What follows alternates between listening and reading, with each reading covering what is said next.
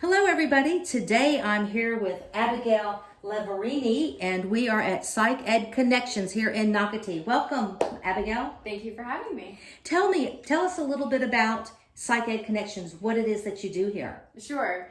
Psych Ed Connections is a psychological and educational practice located here in the Nocatee Town Center. And we provide a variety of services to our clients. We do therapy for small children through adults and families and couples. We also do evaluations and assessments for things like autism, learning disabilities, ADHD, and giftedness. And we have a couple of tutors on staff that help as well with our kids that are struggling with math or English.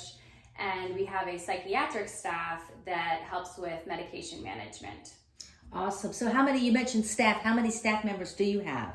We have 11 therapists on staff, and between all of us, we have a variety of expertise in different areas.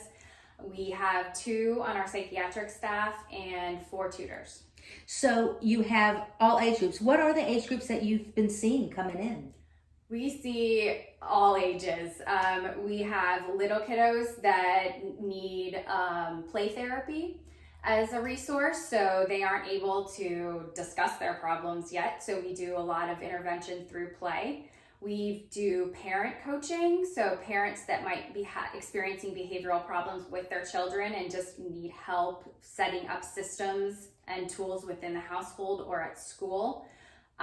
We do work with couples that are experiencing marital difficulties, families that are experiencing difficulties, a lot of college students or college age students that are kind of figuring out the next step in their life or their career, and even older adults that might be struggling with depression or transitioning into that later stage of life and not knowing how to find pleasure anymore.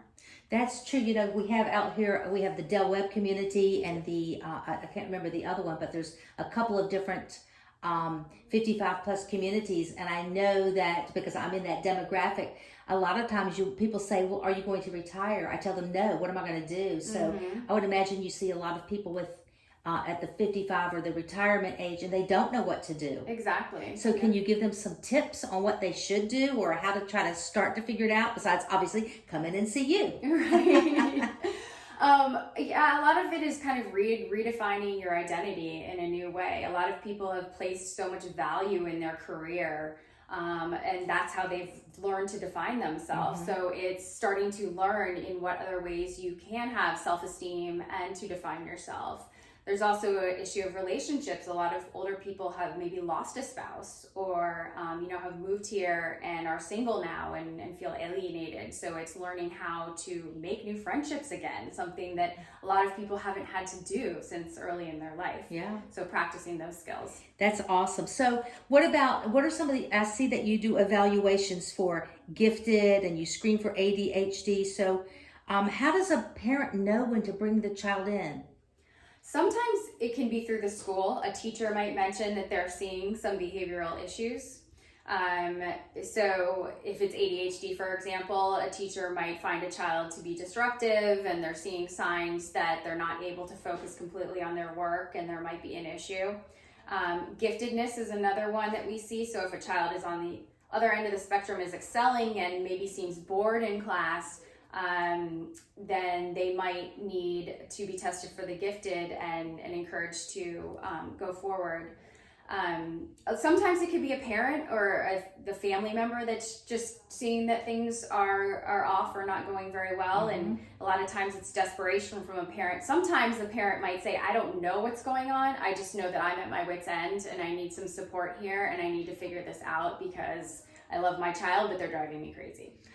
Yep. And I think all parents go through that at one point or another. So it's Sure. determining if there's really something going on or not. Exactly. Okay. Yeah. So you also said that you do evaluation and prescription for mental health disorders. What types of disorders do y'all do that for? We see a lot of anxiety and depression first and foremost.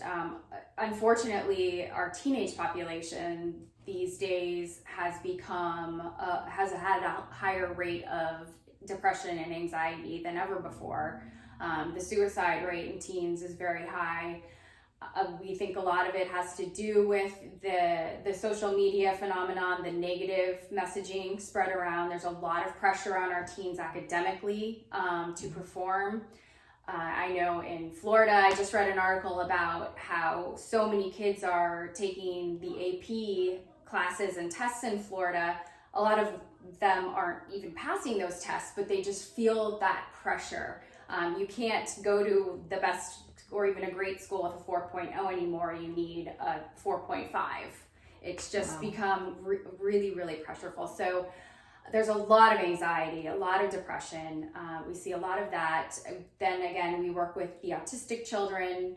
ADHD is actually a specialty of mine. I work with children and adults. A lot of people forget about the adults. Adults have it ADHD. too, yes. And it can really affect relationships. It can affect your work. It can affect your household, everything. It can kind of seep into everything in your life when you struggle with time management or motivation, procrastination, self-regulation, those kinds of pieces. So I work a lot on the cognitive and behavioral pieces of that, helping people to view things through a different lens, be more positive, and then also achieve their behavioral goals that they'd like to set. So I noticed that you're also the author of a couple of books, an author and a co-author or something. Tell us a little bit about those books.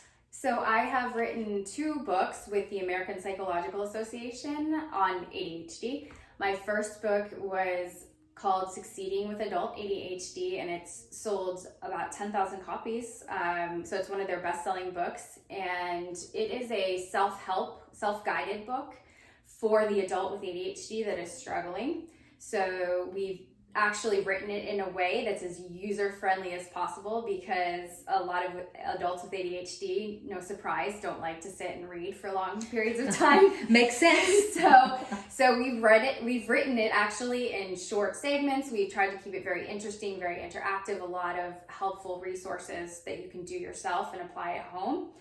And then my second book was called ADHD Coaching, a Guide for Mental Health Professionals. And it's the flip side of that, and it's teaching therapists, psychologists, mental health counselors like myself how to work with adults and adolescents with ADHD and how to do our coaching framework. So it's actually been an empirically validated framework that we work from. It's been tested for over a decade now at Florida State University and in other areas throughout the country. And so it teaches other therapists how to work with these clients. So where can someone get these books? You can get them on Amazon with every other thing in the world. Yay, Amazon, right? That is awesome. So tell me, Abigail, how can someone, if someone wants to get in touch with you, how do they reach out to you? How do they find you? We're a very, we like to think of ourselves as our family. We're not a big, huge corporation. And I have one office manager. Her name is Megan, who is phenomenal. And she personally returns every phone call we take. So we have an email address. If you email us at info@psychedconnections.com. You can give Megan a call at 904-834-9292. We have a Facebook page. Occasionally I'll have someone reach out and message us through that. And any means we will get back. We make it our priority to get back to you within 24 to 48 hours if we aren't able to answer your call. It's very important to us. And Megan does a very excellent job of matching the client with the appropriate therapist. We think fit is so important. Sometimes, I might be considered the expert in that area, but I'm just not the right fit for that person. And that therapy is a relationship, and we want to make sure that we match you accordingly. That's awesome. Well, thank you so much, Abigail, for spending some time and telling us about Psych Ed Connections. And I will post the connections for your website and your phone numbers. I will post that on the website. And thank you so much. Thank you, Zelda.